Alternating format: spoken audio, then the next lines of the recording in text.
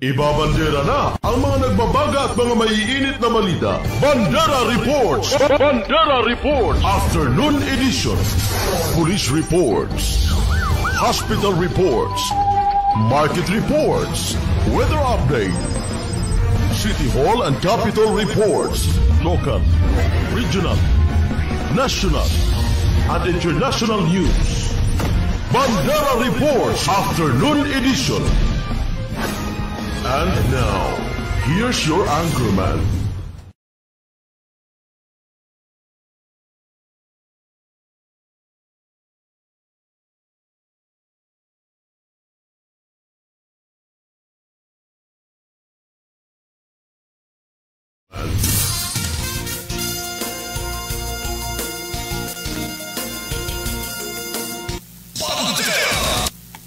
Bandera Reports Afternoon Edition. Balitaan sa Radyo Bandera, Cotabato. Bandera Headlines. Pangulong Ferdinand Marcos Jr. pinagsusumite ang lahat ng mga cabinet secretaries ng courtesy resignation. Bandera Headlines. MILF Central Committee muling nagpalabas ng resolusyon hinggil sa appointment ni PBBM. Bagong sets ng BTA ayon sa Central Committee, hindi ito naaayon sa listahan na isinumite ng MILF at itinuturing na ito ay paglabag sa peace agreement. Bandera Headlines. South UP Mayor Insular at asawa nito inaresto sa umano'y pananambang o pagpatay kay Vice Mayor Roldan Benito. Bandera Headlines. Top 10 most wanted sa probinsya ng Cotabato arestado. Bandera Headlines. Tulong ng BARM sa mga nasalanta ng pagbaha na ipaabot na sa mga biktima. Bandera Headlines. Bandera Reports Afternoon Edition. Magandang hapon mga kabandera. Araw po tayo ngayon ng Huwebes, ika-22 sa buwan ng Mayo 2025. Inyong napapakinggan sa dial ng inyong mga radyo sa 105.3 DXJNFM at napapakinggan sa inyong at napapanood sa inyong mga telebisyon sa Channel 4 at 33 ng Maguindanao Sky Cable at nasusubaybayan sa Facebook page ng Bandera News TV Cotabato. Ako ang inyong tagapagbalita sa Vino Heverola at ito ang Bandera News TV Cotabato. Bandera Reports Afternoon Edition.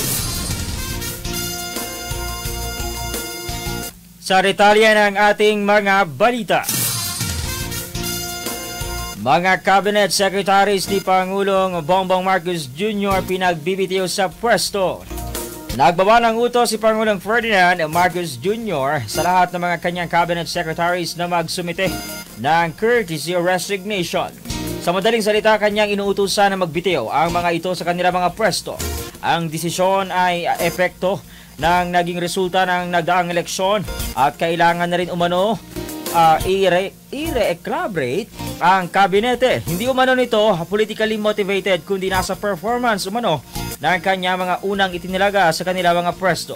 Kaugnay niya, nagapagpasahan na ng kanila mga resignation ang mga sumusunod na cabinet secretaries: DILG Secretary John Vic Remulla, DOTR Secretary Vince Dizon, DSWD Secretary Rex Gatchalan, MMDA Chairman Romando Artes, DBM Secretary Amena Pangandaman, DOF Secretary Ralph Recto at DOT Secretary Cristina Frasco.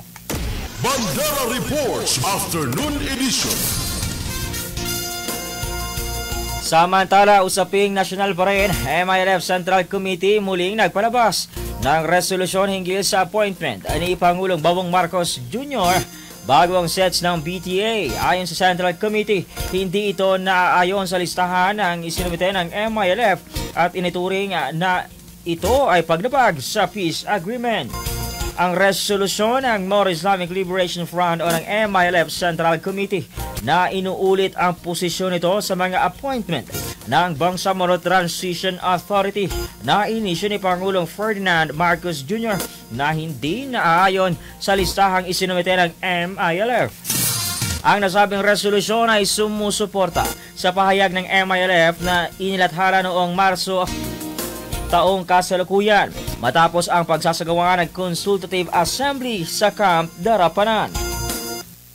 Bandera Reports Afternoon Edition.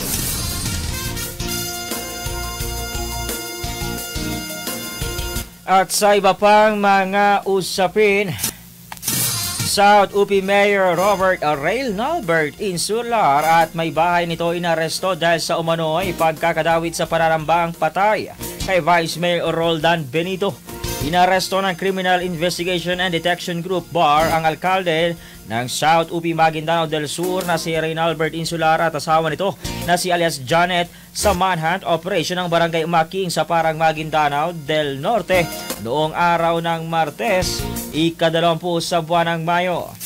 Inihain ng CIDG BAR ang warrant of arrest na inisyu laban sa mga akusado sa kasong murder at frustrated murder at attempted murder ng Branch 27 Regional Trial Court, Cotabato City, Maguindanao na mayroong petsang May 19, 2025. Idinadawit ang alkalde at ang asawa nito sa pananambang na nagresulta sa pagkakasawi ni Vice Mayor Roldan Benito at ang security nito noong August 2, 2024. Maliban rito, sugatan rin sa insidente ang asawa ng vice-alkalde na si Barangay Chairman Annalyn Benito at ang kanilang anak na 11 taong gulang.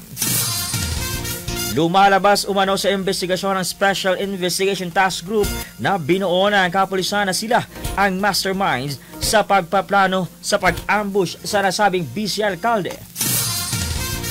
Kasalukuyang nakakulong ngayon ang alkalde at ang asawa nito sa CIDG BAR Detention Facility sa Cotabato City. Bandera Reports Afternoon Edition.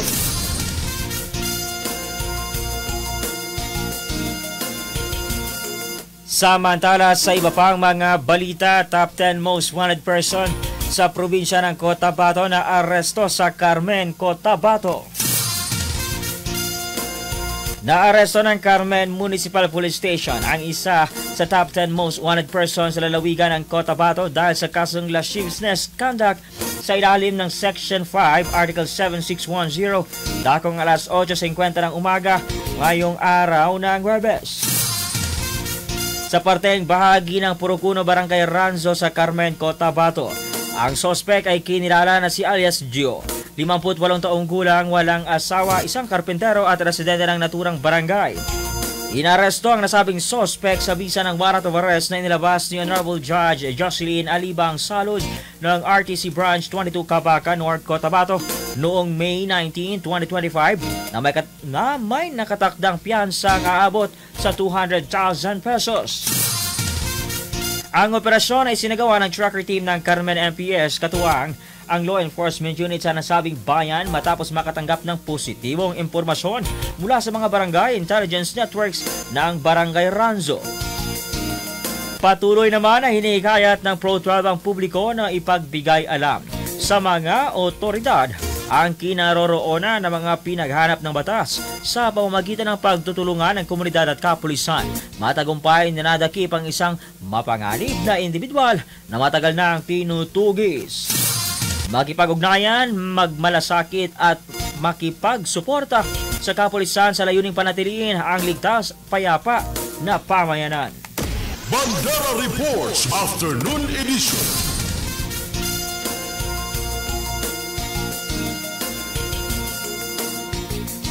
Samantala sa iba pang mga usapin, bilang tugon sa panawagan ng mga local government unit dahil sa matinding pagbaha sa Maguindanao del Sur, agad na ipinag-utos ni BARM Chief Minister Abdul Rauf Bagacoa ang deployment ng tulong para sa mga biktima ng baha.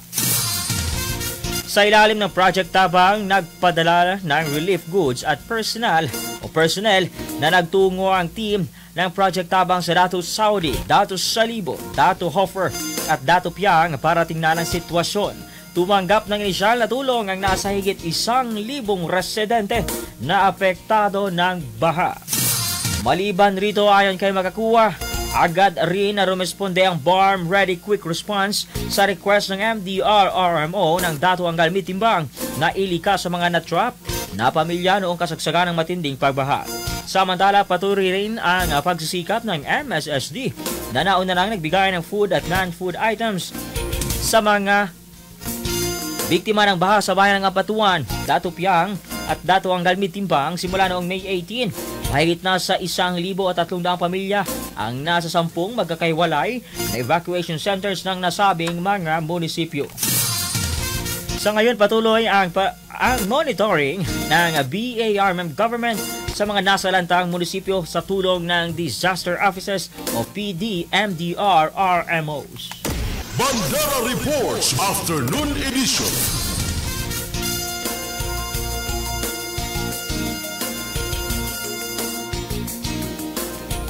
At yan ang kabuuan ng mga balita na aming nakalap mula dito sa News Center sa Bandera News TV Cotabato ngayong araw ng Huwebes, ika-22 sa buwan ng Mayo 2025.